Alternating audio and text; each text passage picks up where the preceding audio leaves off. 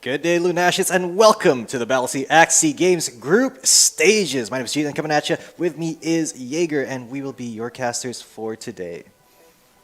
That's right, and well, it is always us, the duo, always us, the ones that take care when it comes to your Axie needs, and so it's nice to be with you here again. Of course. Right, right next to each other. It's so strange.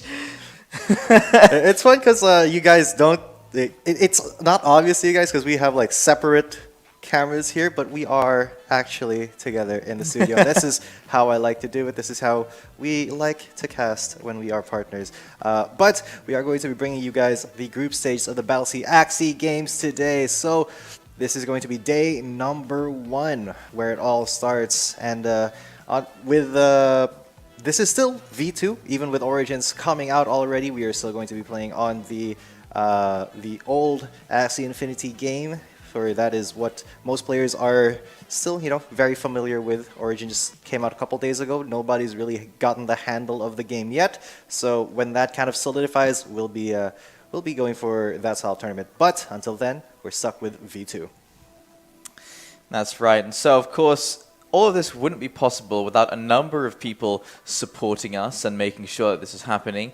And so, well, I'd start things off with a big thank you to Kaizen by BS PC. Battlexie AxSEA Games is sponsored by Blockchain Space, the guild hub of the metaverse that enables play-to-earn guilds to scale in the metaverse. Blockchain Space has recently launched the Kaizen Dashboard, a guild dashboard for Axie Infinity guild managers that will aid thousands of guilds and millions of players in managing their in-game assets in play-to-earn games, starting with Axie Infinity and branching out to multiple different games in the near future. Head over to app.blockchainspace.asia to sign up.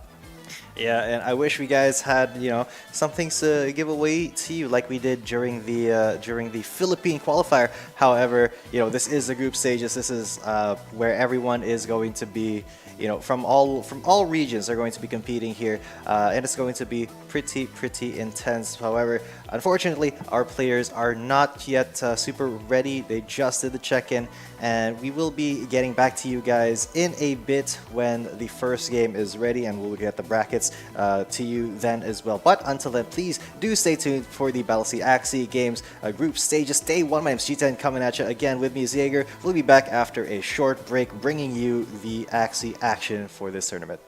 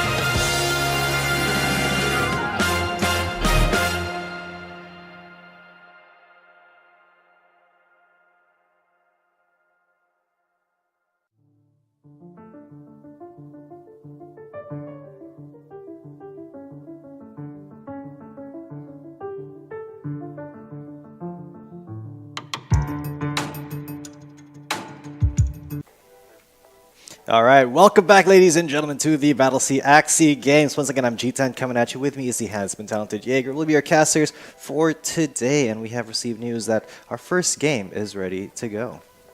Yep, it's taking a bit of time. It was like almost spontaneous.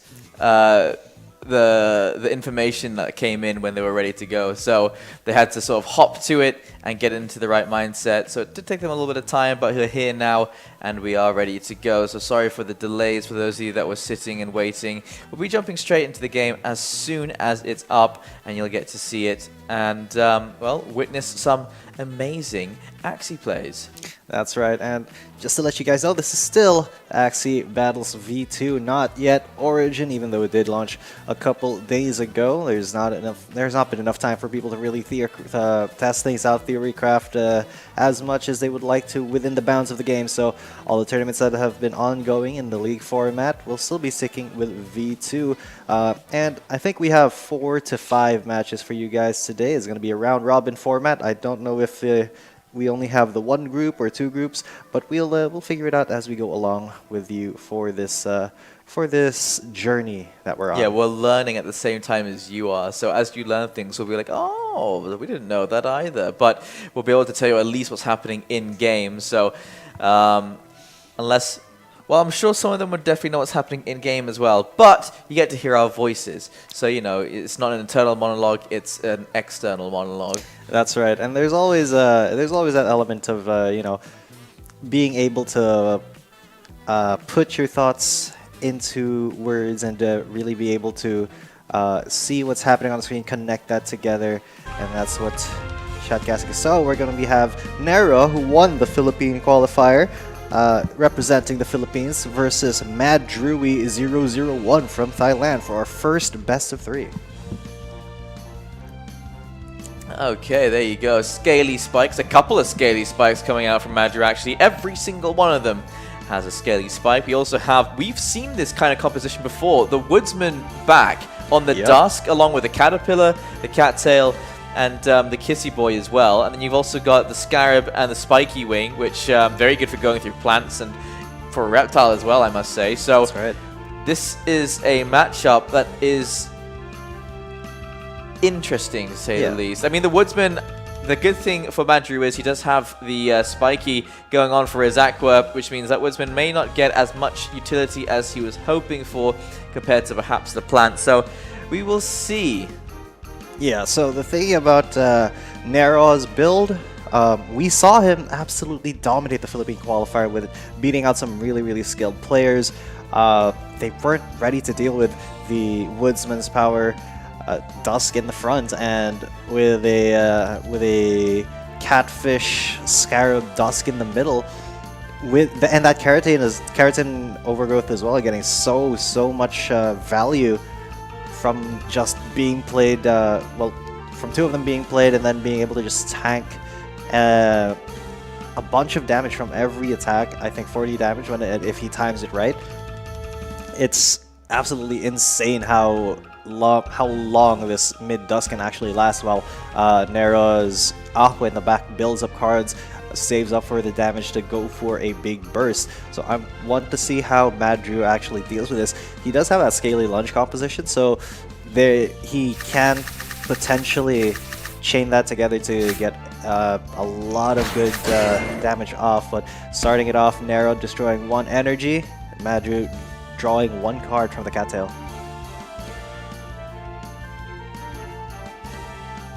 I mean, you've talked specifically about the pincer on that back line as well, and how useful it can be combined with the Spiky Wing. We've seen like whole wins come out of tournaments specifically because of that build. Exactly. And oh, look at this. This is going to be pretty big for Nero. He went for the Woodsman power and it's going to hit the plant. But look at the damage coming from Nero already. He's just committing, full committing to the damage. I don't think this kills, but it gets pretty close. Oh yeah, 21 HP left. And look at that shield that he was able to generate from that, barely going to actually touch the Dusk's health in front. So Nero definitely in a huge advantage at the moment. see no heals available, as if there was going to be one, but doesn't even have to go through the fragile, just takes care of it. Doesn't even need a self-heal, and just in case of another hit there, had the cattail ready to go. Extra energy to be obtained as well by that second line Dusk. This is a composition that can keep pulling energy. Look at the energy still remaining here after taking down the plant. This Dusk doesn't look like it's long for this world anymore. Yeah. Big commitment from Madrid there, but that does open up Warren or Nero for a pretty big shield turn. So look at this. Yeah, Spiky Wing. Yeah, you're going to get the bonus damage from the Scaly Lunge, but then Nero's just going to be able to heal it up, and that Reptile's not going to be able to kill at all with just 3 cards, because that Catfish, bam, and then into the Scarab, he's dead. Doesn't even matter. It's going to be a 1v2 Look now. at the energy difference as well. Yeah, Nero just found a free first match here, I feel. Such a good composition, and so well played as well. Last stand, he can just skip if he wants to. He goes out on his own terms at the very least. I may have lost, but I made you fragile before I left, and that's exactly what matters. Exactly. That was a very good Nero. You know, he can keep bringing that particular lineup up because it works against so many different compositions. Yeah. Whether you've got a team that's good at healing, you're able to stop the heals because of the Scarab. If you've got a shielding team, you're able to go through those shields because of the Spiky Wing. Really, it's the only thing you'd have to worry about in that particular situation would be like backdoor composition. So, yeah, very, very cool comp from Nero to come out, and also a couple of misplays coming from Maddie Drew as well. Maddie Drew as Madrui, there you go, not Maddie Drew, although I like Maddie now, so now that's his nickname for me. And yeah, just pulling all 3 cards in the Reptile on a round where the Reptile wasn't able to move. Like, you know, a little misplay there, could have been a bit better. I'm not entirely sure how much of a difference that would have made, but, you know, a little something something, always nice. Yeah, the thing about Nero's composition is that I don't think anybody's really been able to find a way to counter it. I'd imagine, yeah, a backdoor build could do significantly better if, you know, it was able to take care of that Aqua quickly and really, you know, do a lot of beast damage to the Dusks, but it's still a toss-up, because if you do have a backdoor composition, you have some very squishy Axies usually, and those Dusks do tend to get a lot of value from all the shields that they have, the healing from the mid-Dusk as well, the energy, and there is really... It's more consistent in the early game, I feel, than a backdoor that can beat it. I would think that something like, say, a double mech would absolutely tear through the Dusks in front. So we've only seen double mech once, and it didn't really work out because the composition that came out was a bit too good against double mech. It's such a gamble to go for that kind of a play. Yeah, but when you're up against a team like this that Nero has, that kind of, you know, goes against everything you know as a tournament player and beats you to the ground, he's done it, man. In the Philippine qualifier, he won it all with that exact composition. I don't think he's ever switched that we've seen in the last Philippine qualifier that we casted. So this is going to be very interesting to see how Nero, or how people kind of try to deal with Nero, especially now that, you know, V2 is ending. A lot of people are gearing up for Origin, breeding a lot of Origin Axies. But still, the tournament seasons and the tournaments that are ongoing are still in Battles V2. So if Nero is able to kind of, you know, get this composition to work with the closing tournaments of Battles V2, it's going to be pretty spicy for him. Could have the potential to win quite a bit here. And Mad Drew, look at the HP on that Dusk. Yeah, that is a pretty tanky boy. Look at the plant parts, mostly plant parts. Yeah, the Pappy, Blossom, Herbivore, Cattail, those all. The bone cells. Yeah, all those contribute to the health. Turnip as well on that Reptile in the mid line, and a couple of discards available for the Bug in the back as well as the Numbing Lacretian, the gravel ant. There you go.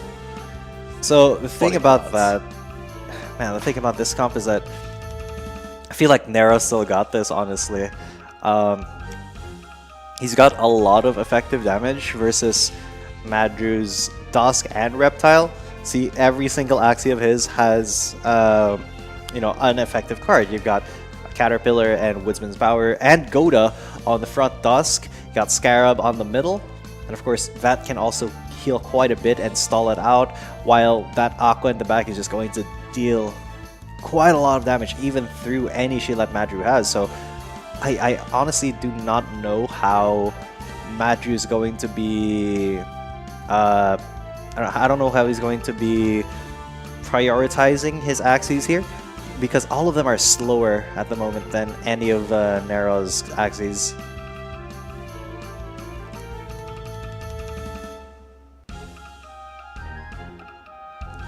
That's true. Yeah, I just looked at the top of the screen and just see all three for Nero. That's so interesting. But they can be that much quicker, and of course the Aqua always going to be the fastest in this particular group.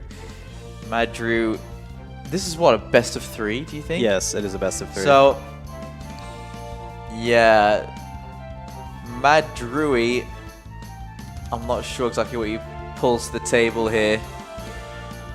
Yeah, honestly, I feel like he's going to have to find a way to negate some of Nero's draws here. He does have the double discard available. I feel like Madru is going to have to go really, really ham in the first couple turns, try to get that Dusk as low as possible without giving it, you know, all too much value, but I feel like it's going to be very tough because he doesn't really have a lot of effective damage. All of it is on the bug. The rest of it is, you know, Reptile, Plant.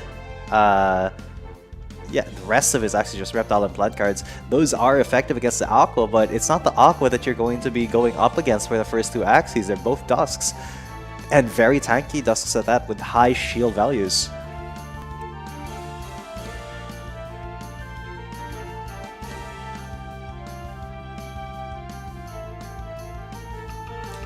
Yeah, but yeah, we're just going to wait for the cards to be drawn. But honestly, I think Nero might have a really, really good chance. Oh, there's a double discard. That could be the chance for Madru.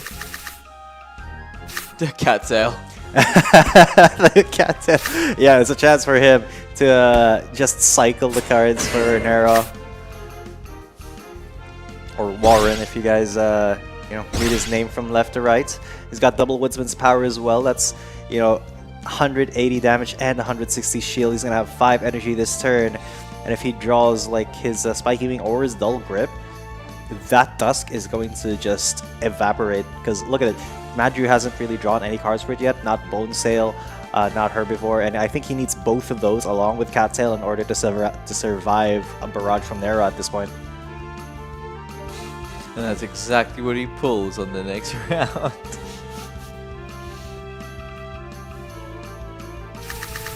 Nope, double Kataro. So, you know, a little bit of energy gain, but shields going up, damage going down, and still plenty of energy for Nero to work with as well. As getting a little bit back here for Madrui. And so 6 to 5 energy. The 5 to 4. Yeah, 4 for Madru, 5 for Nero. But yeah, I think that's going to be a dead Dusk no matter how you spin it. Even if you Bone Sail. Oh, wait, you might be able to spin it to 92. Not quite as much damage as I initially thought, but that is still 25 HP on that Dusk. Still going to die fairly quickly. Then a little bit of damage onto this Reptile that doesn't have any healing and a crit! And that is what's going away with Origin, ladies and gentlemen. No more crits there. So savor the RNG that's remaining in V2.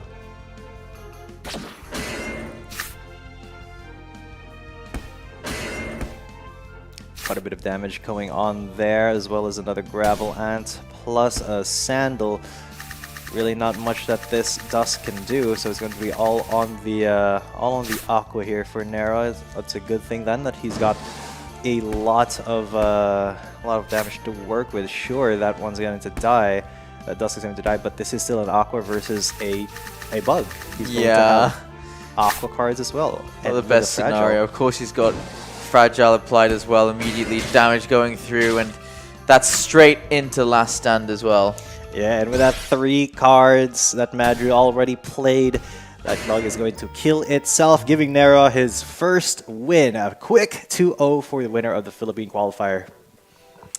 There you go. That particular lineup from Nero has worked time and time again, and here it is still very, very effective. And so Mad Drewy perhaps gets another chance another time, but for now, Nero is feeling very confident with his current team. Yeah, and with this being like, you know, a round robin format for the group stages, that just kind of sends a message to the rest of the players, you know, that Nera is not here to play. He's here to win with his composition. It's up to everyone else to find something that beats him.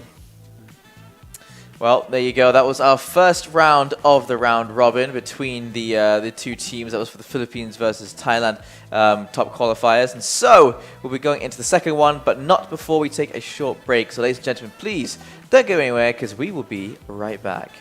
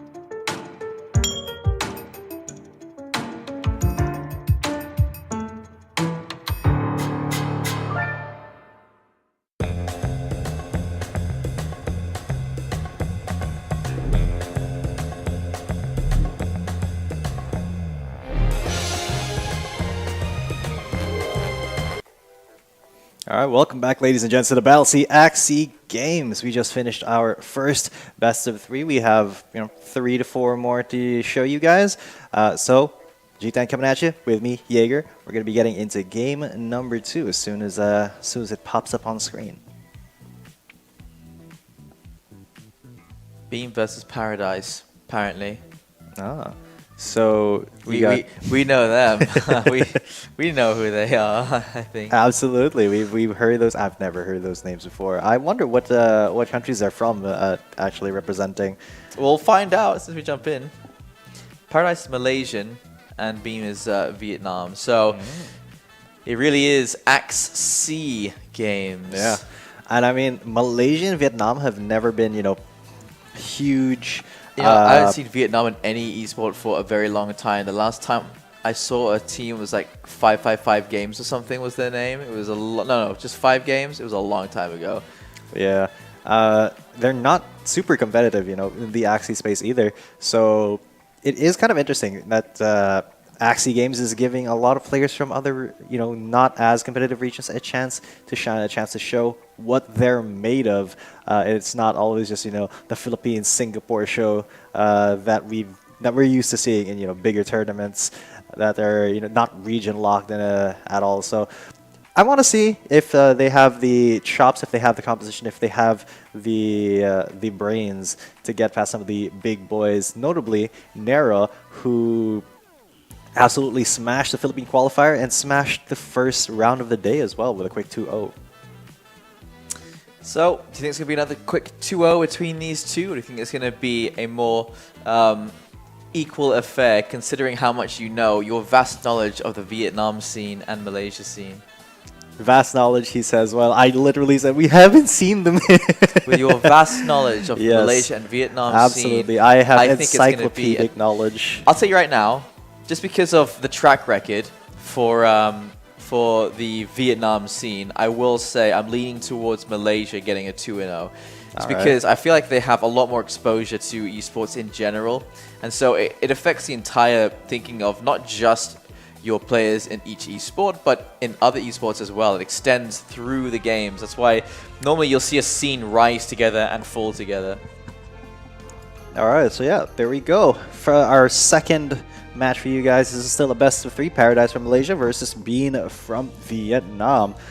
So Paradise is going to be going with that backdoor composition. You see that backdoor mech. He's also got a backdoor shrimp aqua. Shrimpinator. Yeah. It's going to have to be like timing, isn't it? Especially onto the reflectile when they go for that backdoor damage, when they get it going, and how much shields go up for the reptile.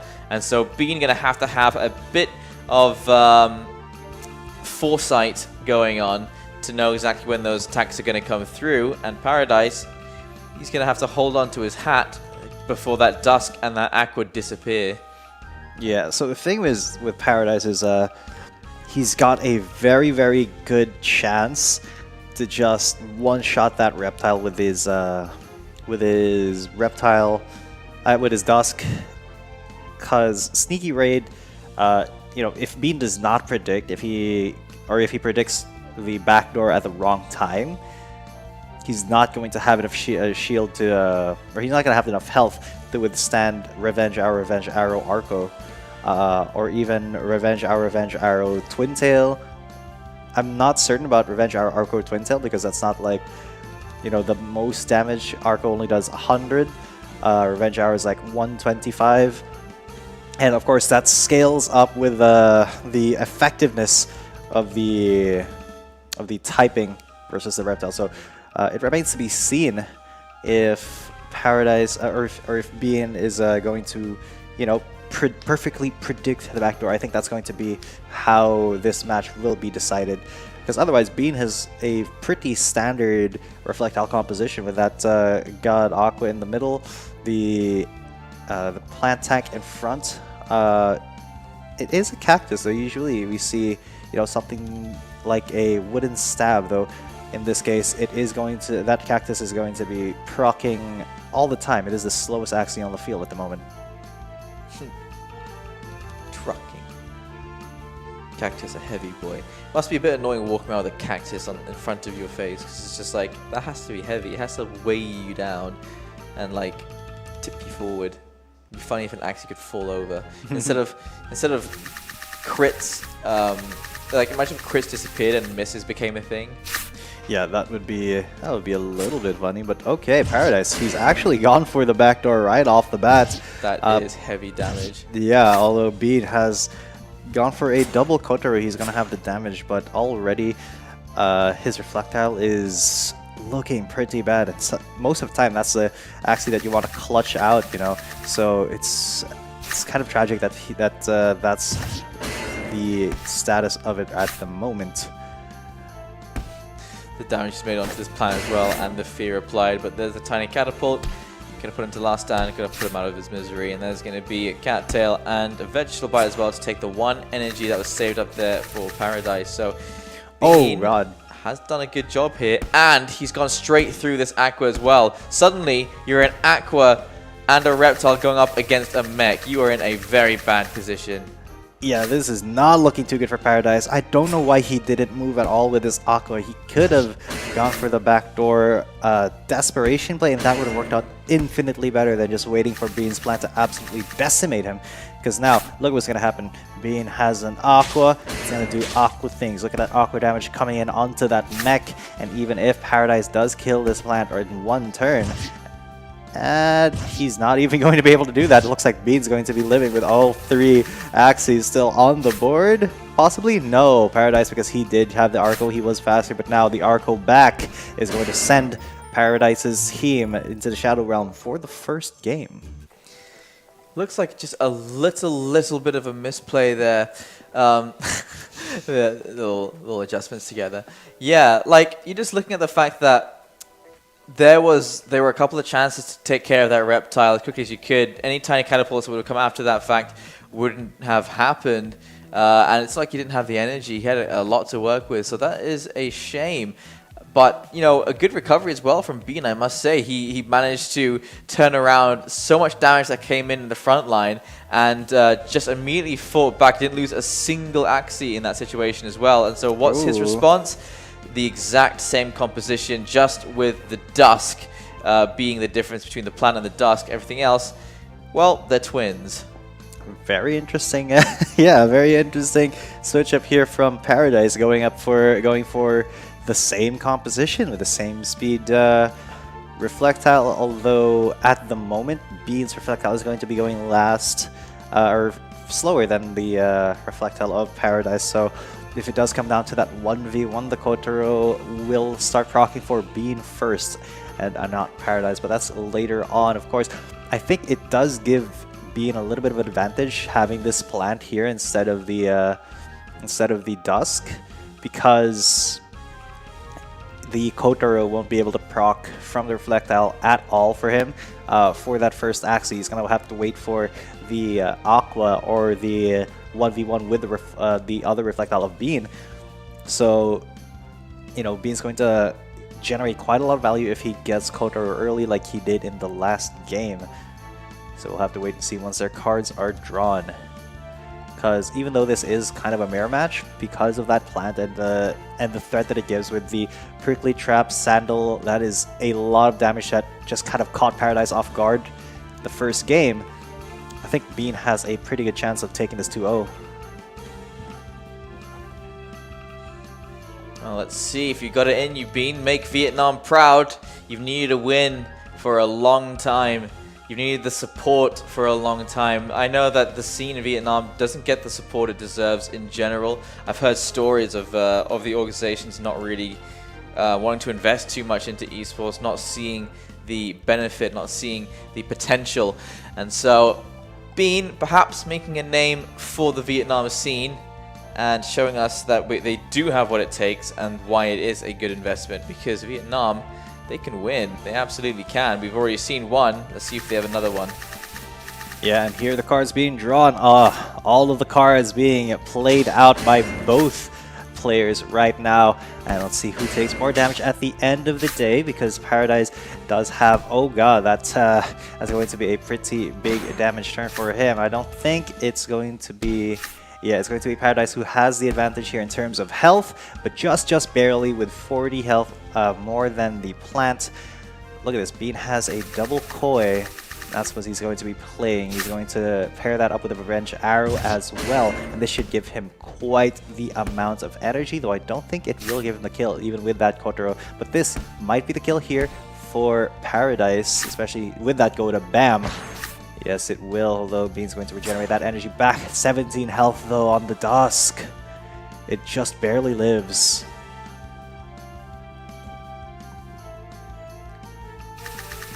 Alright. Yeah, there it is. I mean, advantage for Paradise at the moment. Gotta do some damage onto the Aqua as well. And should be taking care of this Dusk. And a bit of extra energy to work with as well. But, I mean, head to head, there's more energy for Bean. There's more HP for Paradise. But there's less cards for Paradise. He hasn't drawn an Aqua card yet. So what he needs to do is he needs to draw 2 cards, 2 damage cards from his Aqua. Piranha, Arco, Revenge Arrow. He can draw any 2 combos of those. And then one-shot this Aqua, bring it down to a 2 versus 1 for Bean. While Bean, you know, he's got double Tiny Dino as well. Oh my god, he's only got the Revenge Arrow, so that means that Bean is gonna be able to utilize his Aqua for some damage before it does go down to this Reptile. It's not even gonna go down, no, he only played one thing. It's Bean who actually is able to bring Paradise's Aqua down to last stand, and because Bean also sped up his Aqua with the Arco in that last turn, if he draws any Aqua card here, all he has to do is, you know, maybe Nemo that, just put a single 0 cost down, and that will absolutely eliminate the Aqua already. And then Bean will bring us to the 1 versus 1, or the 2 versus 1 for a little bit, but then into the 1 versus 1 of this Reflectile thingy. Yeah, so 1 Tiny Dino will take care of that Aqua, but then look at this. Bean, he's going to have value from the Kotaro, and then the double Tiny Dino without any resistance at the moment. So there you go. Bean going to shield up quite a bit. So is Paradise. Neither of them giving any quarter, but it's Paradise who's on the back foot at the moment in terms of health. Bean, though, does not have the same amount of energy. Because no heals, so this goes into Blood Moon because the shields are just gonna keep coming up. And unfortunately, I think Paradise is gonna be a victim of the Blood Moon.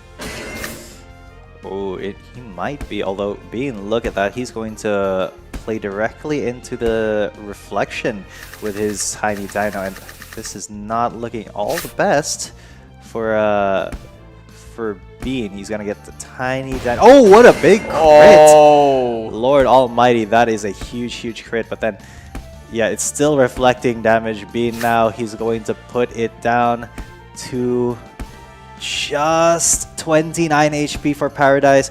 He's still going to be faster, and that means that that double Tiny Dino is going to do the work. And it's Paradise. Don't believe it. My god, because the faster Reflectile actually won that. There you go. And, I mean, Reflectile vs. Reflectile, not always the most interesting game because it does come down to a battle of attrition. And we didn't even get a Blood Moon in that particular scenario. So I suppose the adjustment made there from our Malaysian player has worked out quite well. And now we head into the 3rd game where we get to see if Bean can perhaps bring something out to try and counter that particular lineup, or if it's going to be the same thing but hoping for better cards and better circumstances, because that crit really ended things for him. Yeah, sometimes, you know, you just get a game-defining crit and it absolutely saves your tournament life. It brings you to the next stage, and that might be the case for Paradise there, because if he didn't have that crit, Bean would have had it in the bag, in my opinion. So we'll see in the 3rd game what the adjustments are, if they're going to change Axies, because I think, you know, the Reflectile composition, as good as it is, it's a little bit, what's it called? I don't want to say boring, but it's a little bit not as interesting, you know, for a mirror match to happen. You don't get those big damage numbers going in, and the seeing the different status effects getting applied and whatnot. So yeah, it is interesting. Like, each hit is met with like a counter hit until eventually one of them gets whittled down so much that they can't do anything in return. And also the fact that Bean wasn't able to maintain his energy, he needed one extra hit on the on the round where he went for the double reflect. So unfortunate, but it happens. And now we are back to the back line. Yep, this is the same compositions for the first game, and we saw how that one went down. Bean was able to get the W because Paradise overcommitted on the first turn, and the mech wasn't able to really do all the damage because Bean went for the double Kotaro, and that shield kind of saved his life there for his Reflectile. So although Paradise may have learned his lesson, he may be a little bit more patient with the backdoor here, really set it up before, unleashing it onto Bean. But then that means that he's got to be careful about, getting the energy manipulated or stolen, and as well as the Kotaro just giving Bean tons of value.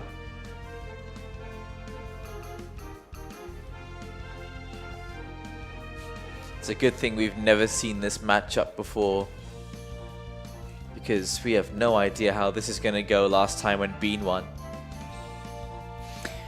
Yeah, so, I mean, honestly, I think Paradise could have gotten it if Bean did not just time that in the first round as well. A little bit of a misery there from Paradise. I don't think he really predicted that, so he was thinking, first turn, we're going to go for all the bursts and then put all the pressure onto Bean to keep defending that Reflectile. But then because the Kotaro gave him enough shield to live, it gave him enough shield to have a healthy HP buffer, and then Paradise just did not have the energy to continue, it was kind of a slow downfall for him. But this time, if Paradise is a little bit more patient and is a little bit luckier in the card draw, maybe turn 2 is when he reveals his hand, is when maybe turn 2 is when he starts his barrage on the Reflectile. But we're just speculating here. We're just waiting for the cards to be drawn.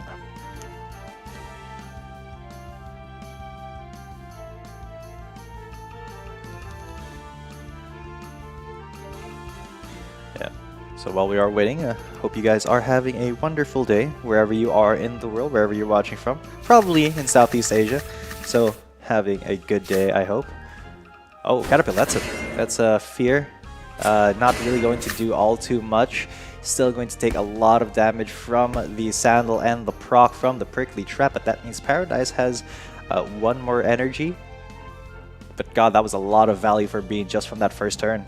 Yeah, unfortunately, our frontline Dusk here on his last leg already, and the game has only just started. So Paradise, he needs that damage coming in as quickly as possible. He does pull quite a few, but it wouldn't be enough to do the damage he needs, and so he is going to lose that Dusk.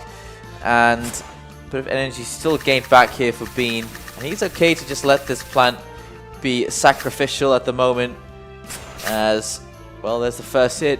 Even more energy being gained back and some more damage done onto this Aqua. I mean, it's just a beast move, so it's not going to do as much damage. Yeah, that's a dead plant, but look at this. With 2 cards, that's going to probably be a dead Aqua as well. Yep, right to last stand. Didn't even need to proc the Tiny Dino extra damage, and that's Bean taking out this Aqua. Sure, Paradise, you've got a lot of energy. You've got 7, but what are you going to do about it? What about an Aqua that's still healthier than you? And then look, now the Tiny Dino is going to proc. Bean has a lot of damage on that. It's not even going to be able to kill the Aqua. Although Bean's Aqua won't be faster, sure. But Paradise, look at the damage that he's taking. Look at the pressure that he's under. 68 HP already for that mech, even if he does go... Oh my god, he goes for the backdoor too, trying to psych out Bean. Oh no, what a horrible choice. Damage reflection is going to eat away at his shield slowly. And that just opens up Bean's Aqua. Done, eh? That's the Nemo, the tail slap to finish it off, and that's going to be Bean from Vietnam winning in a very interesting 2-1 match. Yeah, Bean making your country proud and perhaps opening some eyes as well. And so well played by you, Bean. So far, we've had a win for the Philippines. We've had a win for Vietnam. Let's see what other wins can come their way in the rest of these round-robin games. We should have 3 more games to go for this round-robin. So, we will be taking a short break before we head into the 3rd game. We'll be letting you know exactly who's going to be playing who. So don't go anywhere, because G10 and Jaeger will be right back.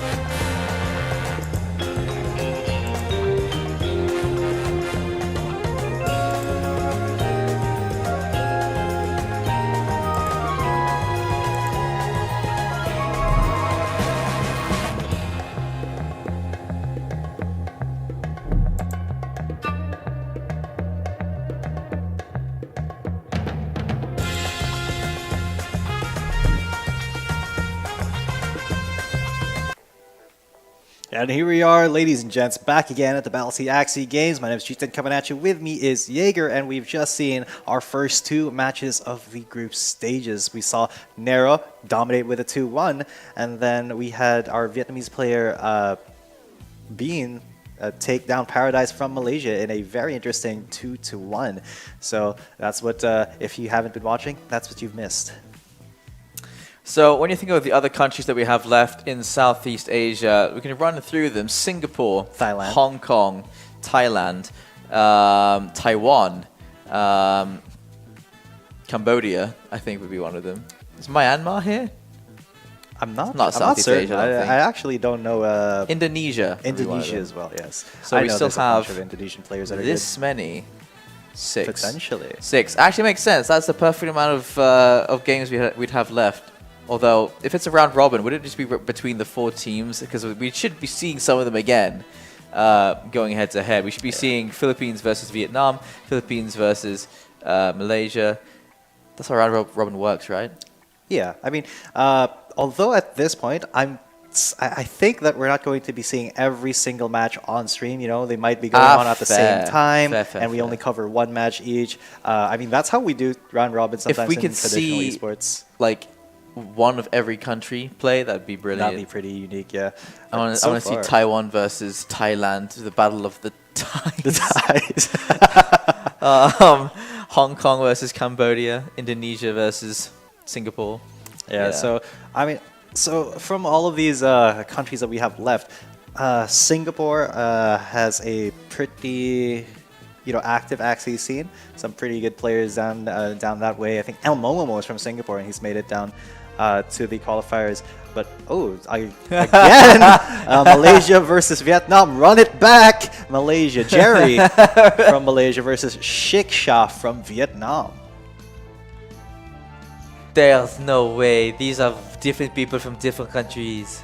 Shiksha is from Indonesia and Jerry is from Singapore.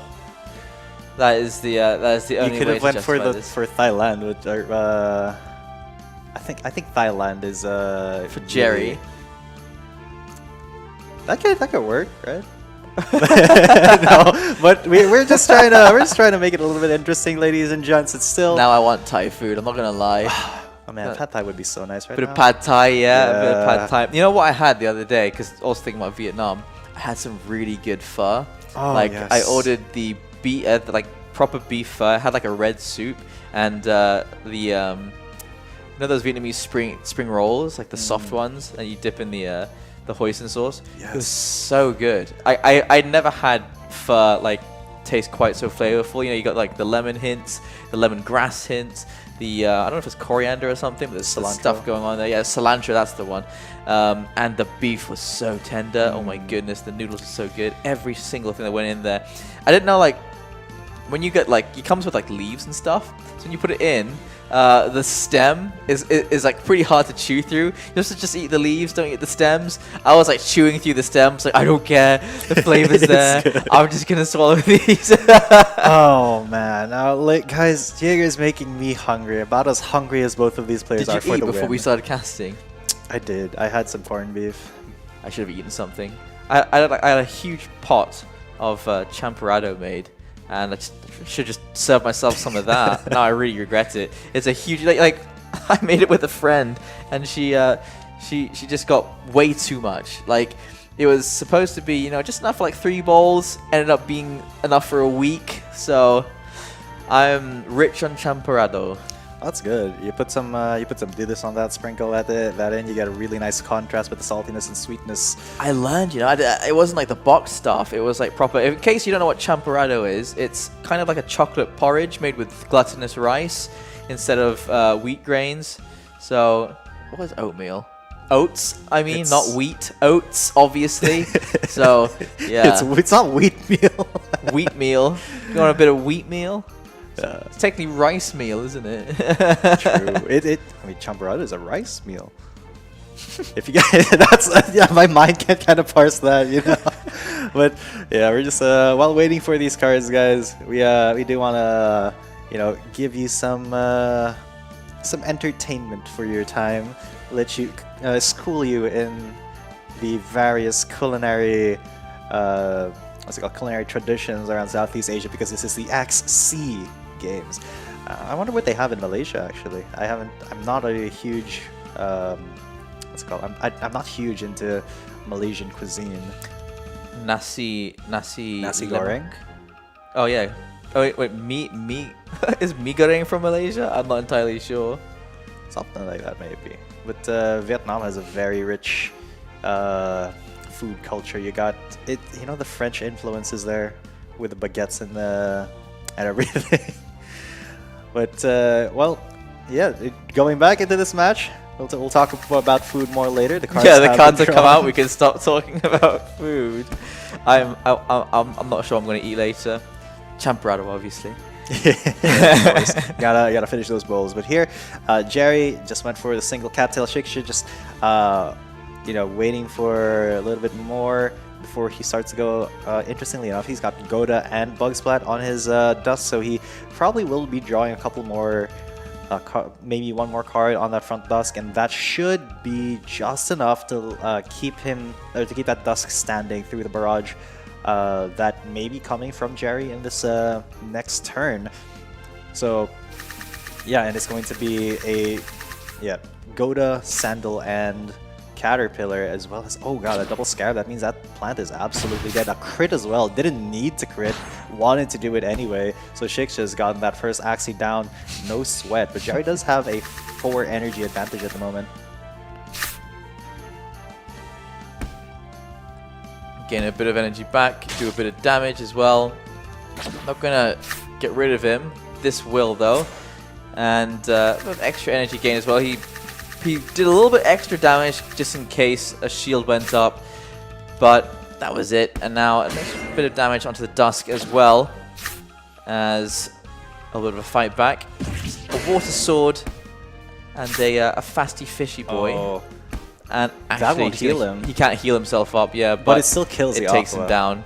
Yeah, that reptile damage is nothing to scoff at, and now Shiksha's got a 1v2 on his hands. That is a Reflectile though, and that Fragile is actually really key here, because look at that shield. It's absolutely gone now. Even though the damage reflect here is a thing, it's not going to tear through Shiksha's shield. That card in Overgrowth could be pretty big. Look at the shield that's going back. It's negating all of the reflection, so yeah, it's going to be getting a lot of value back. See, that Dust didn't even die yet, so that allows Shiksha to Oh, he maybe got another save. Fragile.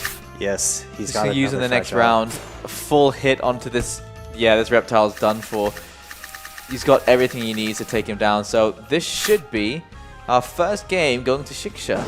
It's still a massive shield, but it's not enough to withstand the Fragile plus the 3 Aqua cards that are going to be taking him down. 19 HP left, and that's 100 damage overkill for Shiksha to win the first match.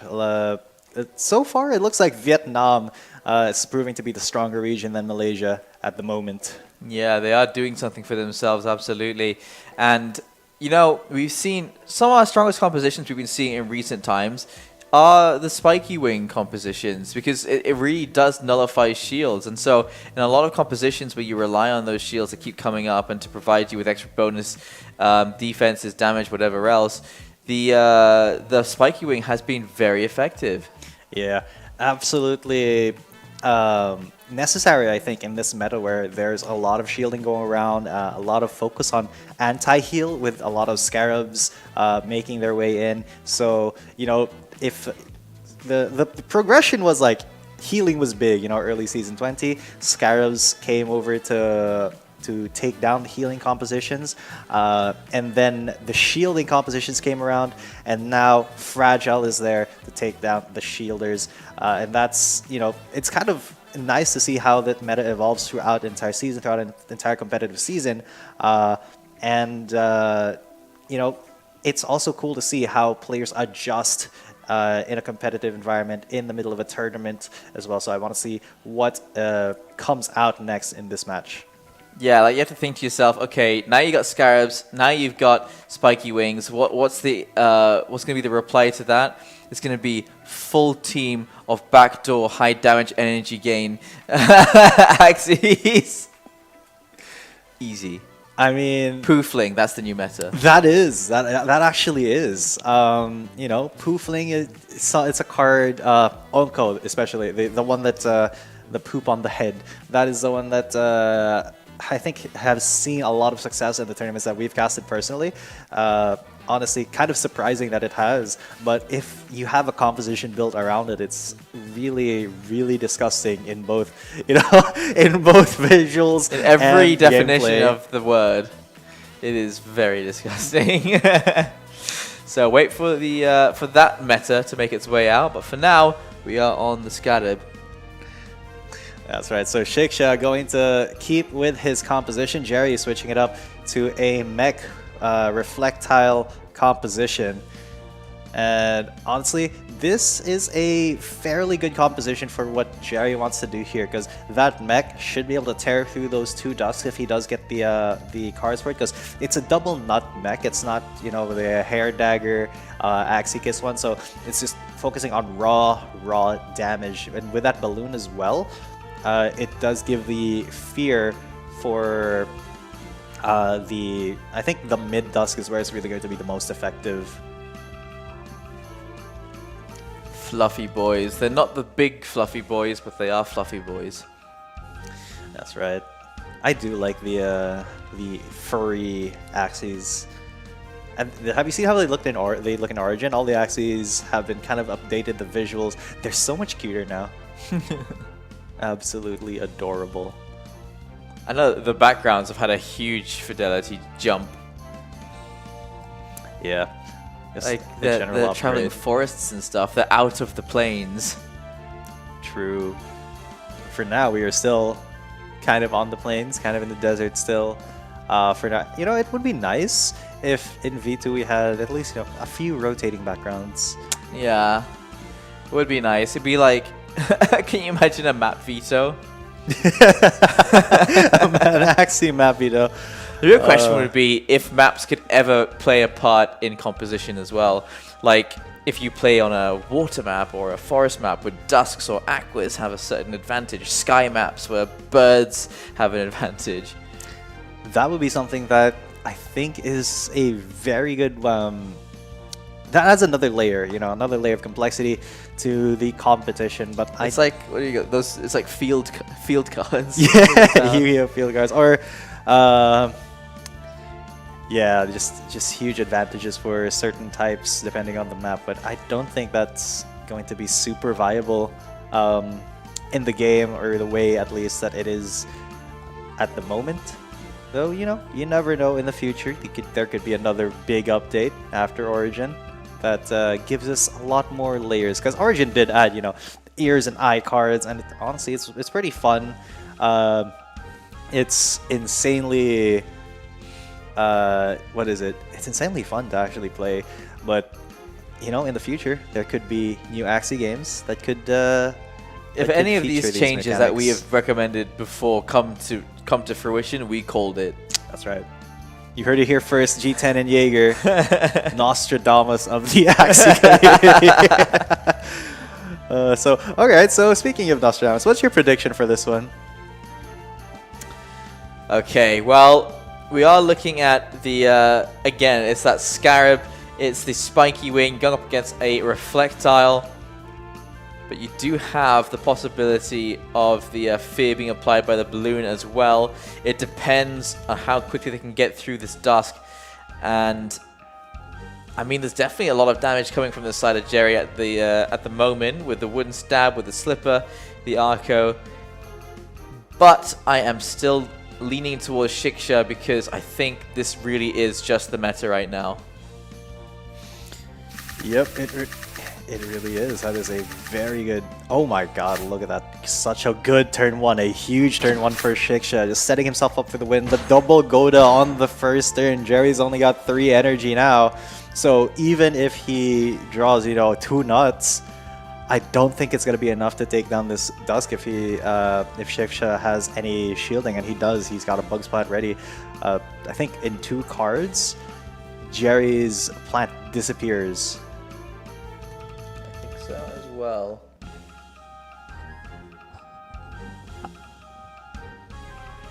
Alright, so coming into turn 2, while we wait for the cards. Yeah, there, look at that. There is a pretty good cattail and bug splat, the slipper, the chinelas, the chancla, whatever you want to call it in your own language. It evens it up though for Shiksha and Jerry in terms of energy, but Shiksha is still like 1 card ahead in terms of damage, and with the energy that he's going to be gaining, possibly with, you know, that double Nemo that you see right there, Shiksha can massively swing the tempo here if he manages to kill off that that Aqua by using that mid-dusk, perhaps, if he gets that Scarab. So what I'm thinking is Tail Slap, Scarab into maybe a draw from that Dusk to 2 draws, maybe a Caterpillar and a Bug Splat or a Caterpillar Goda would save him, but no, he's only gotten the Cattail, but that will serve him well because of the double nut coming in from that mech will allow him to, oh, not a double nut, but a single nut, so that doesn't even kill, so, but the Kotaro will.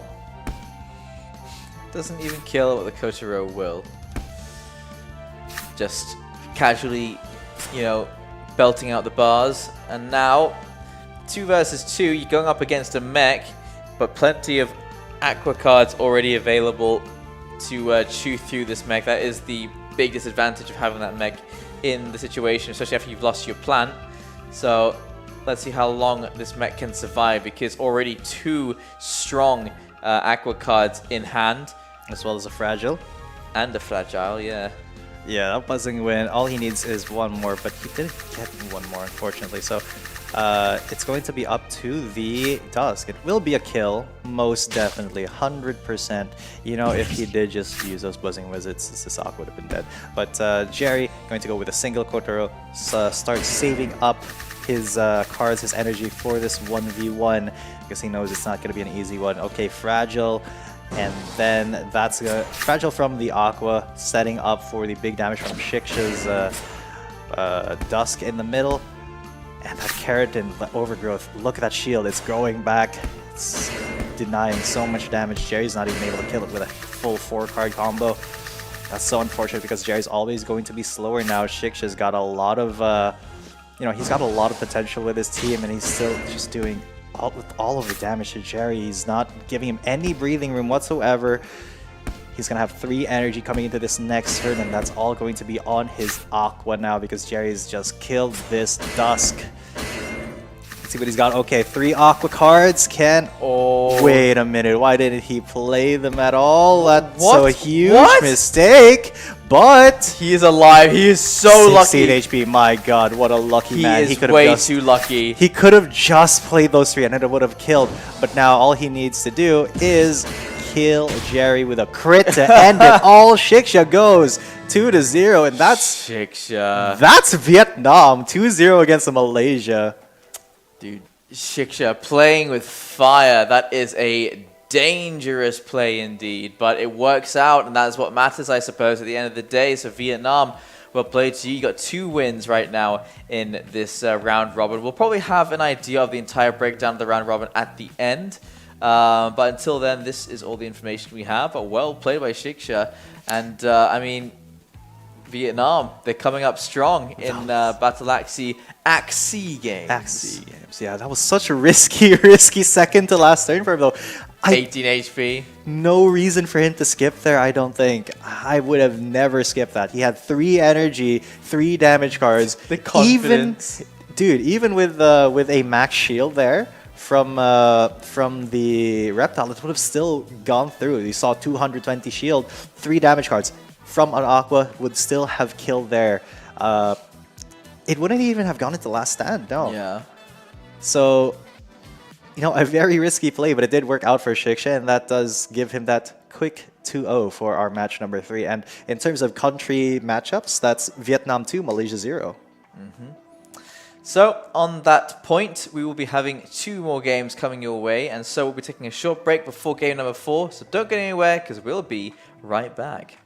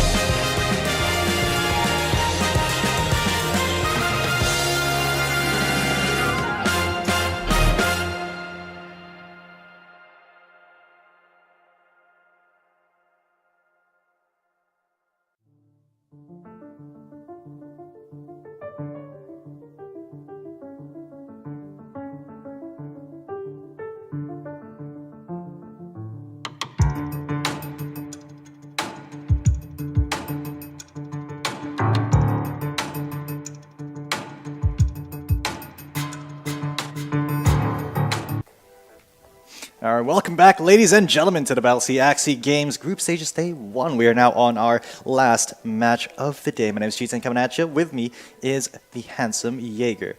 And it's going to be Philippines versus Thailand. Yeah, we have mentioned them, we've seen them, and now we get to play with them again. Like, while watching. We don't even play with them, we just watch. So We watch and talk about it. That's kind of, our job. So what we do? We have already had one win for the Philippines, and we're looking to see if we're going to find another one, or if it's going to be the one going the way of Thailand. Our first game with the Filipino team had a very good lineup, one that was, I have to say, it's turning up a new meta right now. It's a very strong composition, and so DC versus XL, I've heard, and they're both Yield Guild Games players as well. So it's going to be an inter-guild battle. Dizzy from the Philippines. Now, this is a guy who's been pretty successful in tournaments in the YGG. There it is. That is it. Esports ecosystem. That is the one. That's the very one that we saw the first time. No matter what composition that particular Dusk was in, he made it work. This Dusk, it's such a tank to get through, and it's intimidating. Look at the size of it compared to that little plant next to it. That's the big yak coming through. I mean, the wet dog body type on that plant, it is like, it's got the one braid, but no, it's just bigger. The big yak, bigger, more braid, better. And XL, this is kind of a battle between teammates in the YGG esports ecosystem. So I do want to see how they both deal with it. So they both are running backdoor builds here. Dizzy with the bird, which is going to be much faster, and unfortunately it will be targeting the Aqua because it has Dark Swoop instead of Sneaky Raid. So it's not going to one-shot the mech by any means. So Dizzy will have to go for, two backdoors if he does want to go that route, or just force his way through the front with a plant, as it is very, very possible for that to happen. Look at the Dusk in front for Dizzy.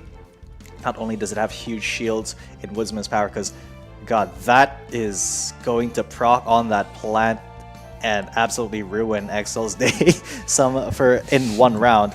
But also the damage, man. Woodsman's Power does 90.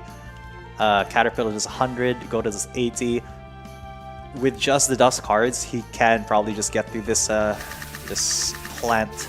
But just a single cattail is how they started off. It looks like a faster bug as well, doesn't it? It's got bird eyes, it's got aqua ears, it's got parts of speedy Axies. Yeah, so the speed coming in from Dizzy. Okay. Doesn't make a big difference, but it is faster than the plant at the very least. Yeah. I mean, that's kind of what you want still, on this particular Axie. And look at that, the backdoor is going to happen immediately for XL. He's going to applied poison to the, but you still get it back when you get hit. Yeah. So this is gonna be a dead bird. Absolutely nothing that Dizzy can really do to stop it. He's got 5 energy now. It's gonna be all up to the bug and the Dusk here. But with 2 poison ticking and no healing for this Dusk, it might be a little bit dicey. Oh, look at all the bug damage that's available. Oh god, here it is. It was Van Bauer as well. Bam! Huge damage. And now Dizzy's going to go for a single Caterpillar. It does do quite a bit of damage. Although the Dusk had no cards drawn, that's so unfortunate because now it's just going to be the Bug versus 2. I don't think he kills by any stretch here. This Aqua, no, he went for Snail Shell too, which is weird because they... sorry, I don't think that XL would have chosen to backdoor there anyway. So now, getting rid of that Snail Shell, that Furball is going to do a lot of damage. Let's see if Dizzy can actually deal with this, because he does have quite a bit of shield available. Oh, the crit might have actually saved him here, because that gets rid of the Aqua without putting it into Last Stand. Now he's got 3 energy. XL only has 2. He's going to be able to heal up and set himself up for, a little bit of a better situation here. Yeah, dear. Dizzy is brought down to 43, and XL has to use a 4-card combo, 4 damage cards, but one of them will be negated by that Snail Shell. So even if he gets through that, he still has to lose one card, and that's not going to be a kill. No. And Dizzy might have just gotten this. Yes, he has. Yeah. I mean, this composition, it's always so genius from Dizzy. And even at the very end there, he has actually managed to do it. So there it is, the first win in this best of 3. Dizzy's done it again. That even when the Yak goes down, it still dominates. It was telling that bug to survive, to stay strong, to just hold on. And I have to say, the right cards came through at the right time there as well for him, because he needed each one of those. He needed both of those heals to stay alive, and that final barrage from that mech, and he needed the sticky goo as well, just to get the shield going. I mean, to get the stun going on that second hit, which could have been devastating. So every single thing just went as it should have for Dizzy there. That's right, and Dizzy Boy, he is one of the more successful YGG esports players from the Philippines. He's the only YGG member who's qualified in LSL's playoffs. He did win last week, I believe it was, the it's called the Open Qualifier, and took down the Castle for LSL. So we also have LSL later for you guys if you want more AxSEA action. But we're going to be going into this next game. Dizzy switching it up, and he's actually kind of not switching it up in a sense. He's completely switched up his team, sure, but does this team look a little bit familiar with you? Because we've seen this with Nera. We have seen this before. The overgrown keratin, the dull grip, the spiky wings, the slipper, the free energy grab off the back of that Dusk. Yeah, there's a lot of things we are familiar with here, but of course, who was it? I think it was in like the first round we saw this this composition come out. This is the meta. This is the one that people are looking at. So the backdoor here, there's a lower chance of that backdoor being a kill immediately onto the Aqua, unless the mech and the Aqua can both coordinate attack, but it's going to take a lot of energy to make that happen.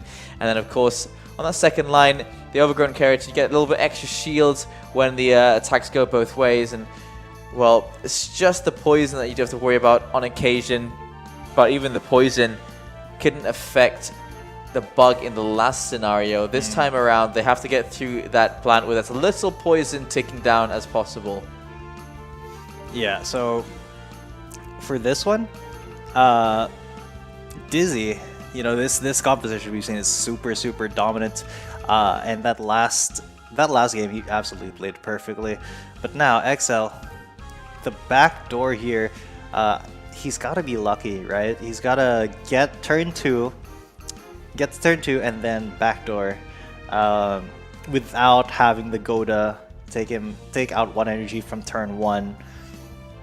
So I think, yeah, okay. So he's drawn two shrimps already for his Aqua. That's a pretty good start, I'd say. And no Godas for Dizzy, so this could potentially be a turn 2 backdoor play for XL. And I think that is the way that he would win, if he's able to take out this Aqua just right off the bat, because otherwise that Aqua will tear through shields like nothing. It's fragile plus dull grip. Shields just disappear. Thanos snap. It's like you never had any to begin with. It's a Thanos snap that was overly effective. It's not half the armor, it's all of it in one go. And Caterpillar straight onto the plant. Fear applied as well. Not going to be able to apply the pumpkin, but I mean, sorry, the pumpkin was already applied. It doesn't really matter.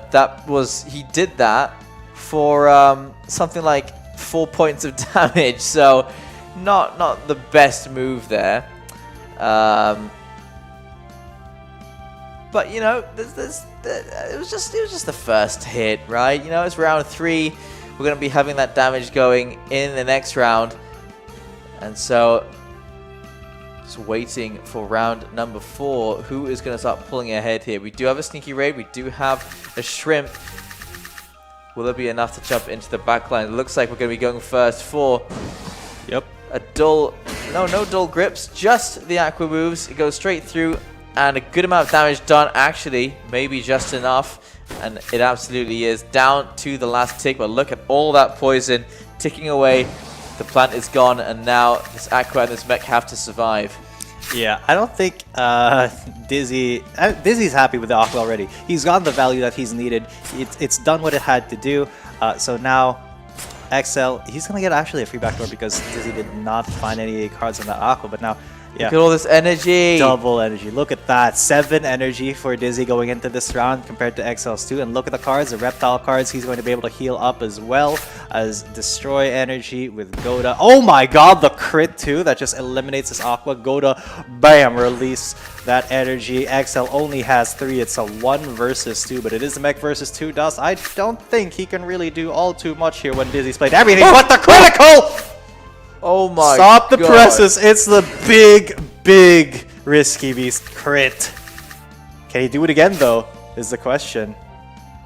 That was a massive hit. I do not believe it. And that should be, yeah, that should Yeah, be that's it. He's done. He's actually managed to XL. Oh my goodness, that crit was the biggest crit I have ever seen. That is ridiculous damage being done. 356 off of 1 hit.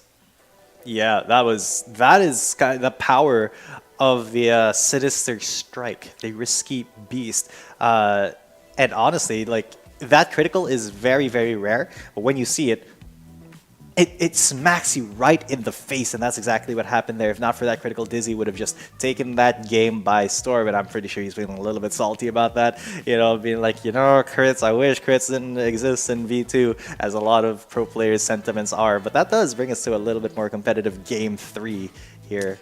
Yeah, I mean, look at that. They wanted to get straight into it. They would just, you can probably imagine Dizzy just being like, well, that was garbage, let's go again. And perhaps it goes right this time. It all depends. But look at that back line there. That is another Yaki Boy. It is a cleanse. It is a cactus. It is a gravelant. And it is a mosquito bite. It has a lot of ways to survive here. Yeah, but one of the ways it doesn't survive is if XL backdoors with his mech. However, Dizzy does have a counter backdoor in that Aqua. So if Dizzy's able to get that off first, and no matter what XL plays, no matter how much shield he's got, if Dizzy does go for a 4-card Aqua combo, that mech just disappears immediately, and he doesn't even have a speed up, so it's not going to be faster than that Aqua. And if Dizzy does get that backdoor first when XL plays cards on that mech, it's just going to swing the tempo so much into Dizzy's favor. So let's see how it actually does happen. Otherwise, you know, I think the plan for Dizzy is to bring it to the 1v1 between the Aqua and his plant in the back.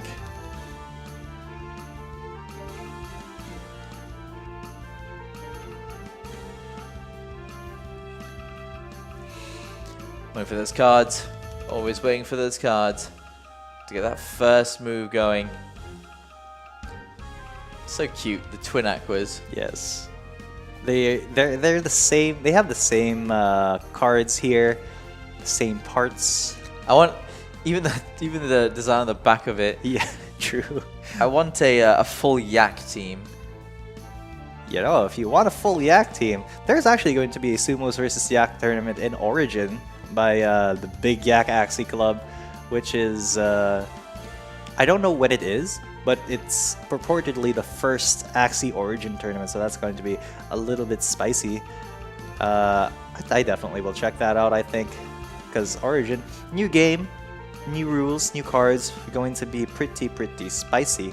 But now, this game is still in V2, unfortunately. So we are going to be seeing, okay, first turn, XL, just nothing but a cattail for Dizzy. Unfortunately, no, not the key cards drawn here for Dizzy Boy. And XL, all he needs to draw is a shrimp, and he'll be able to go for a 5-card or 5 energy barrage onto this plant to the back. So Dizzy has to be aware of that.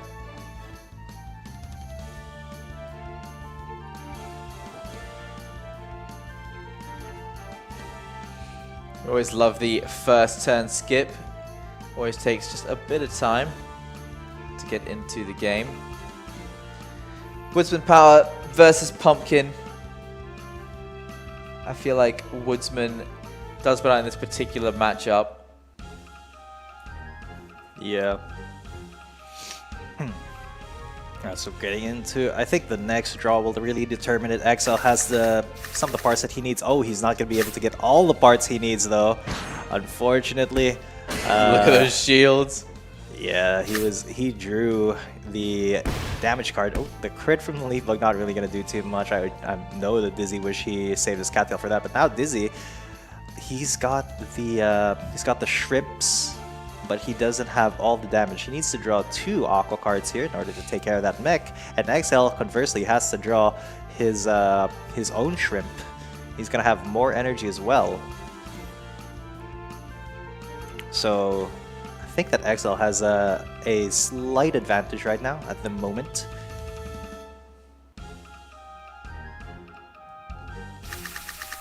Oh no, unfortunately Dizzy was not able to draw his backdoors, but I don't think Axel's going to be going for a backdoor either. He's going through the front, he's going to go through the dusk. And yeah, that will kill. Furball plus double twin tail. Yeah, Axel just was like, you know what? I don't even need to backdoor. I will go through the front if I have to, because he knows that Dizzy's plan is to go through the back. But with 5 energy, if XL draws his Aqua cards, it will be game over for that Aqua. It's not going to be, though, as he does get his own backdoor cards. Finishes off the mech, brings it down to a 2v2. But now, boom, the big damage, the big Aqua damage coming from XL, going to eliminate that Aqua. Post-haste. That's going to be a 1 versus 2, which will be a little bit tough for Dizzy to actually win if he's not able to kill right now, but he will be. 5 stacks of poison though. You know what? It's fine. He's got Bidens. Doesn't matter.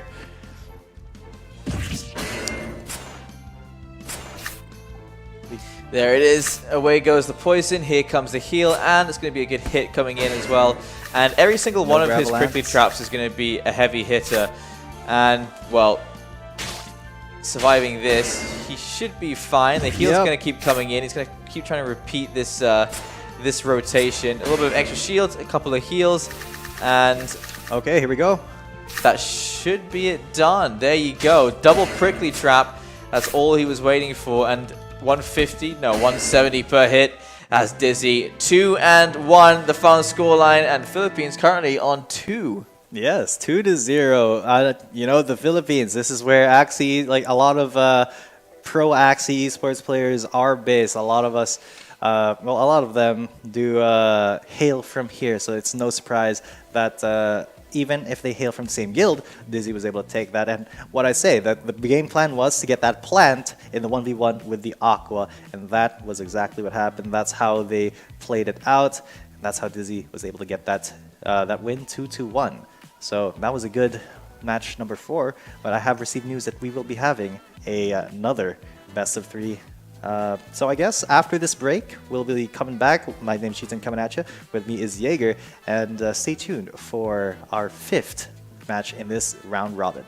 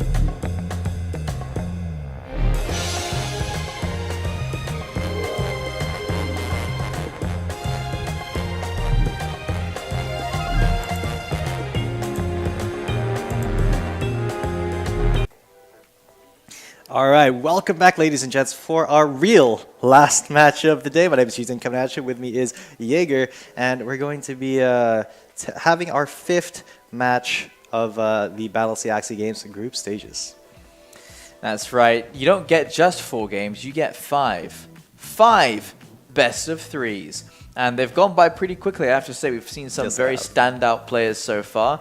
And so for our final matchup of the day, well, I'm not sure exactly what to expect. Perhaps another spiky wing, scarab, woodsman power, team. Perhaps a reflectile team. Perhaps another backdoor team. You know what? I feel like those are the only 3 that we really do see anymore. And the backdoors aren't always as effective as they used to be. Any backdoors that are birds still generally don't get that success that they're looking for either.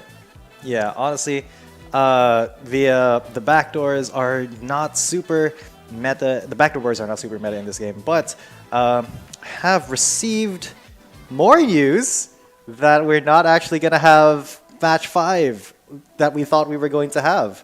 A little bit of wibbly wobbly, timey-wimey stuff going on there. The timelines are being rewritten as we spoke. Okay. So the decision was made to have our last match actually be the 4th match of the day. So we just came on to say, I hope you guys had a good day.